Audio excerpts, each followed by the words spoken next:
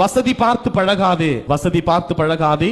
இறுதி சடங்கில் வசதி உள்ளவர்கள் கை கட்டி நிற்பார்கள். வசதியற்றவனே உன்னை சுமந்து செல்வான் என்று சொல்லுகிறார். பிறப்பு அடுத்தவர் நமக்கு கொடுத்தது, பெயர் அடுத்தவர் நமக்கு வைத்தது, கல்வி அடுத்தவர் நமக்கு தந்தது, வருமானம் அடுத்தவர் நமக்கு அளிப்பது, மரியாதை அடுத்தவர் நமக்கு கொடுப்பது, முதல் மற்றும் இறுதி குளியல் அடுத்தவர் நமக்கு செய்வது, இறந்த பின் சொத்துக்களை அடுத்தவர் எடுத்துக்கொள்வது, இறுதி சடங்கு அடுத்தவர் நமக்கு செய்வது.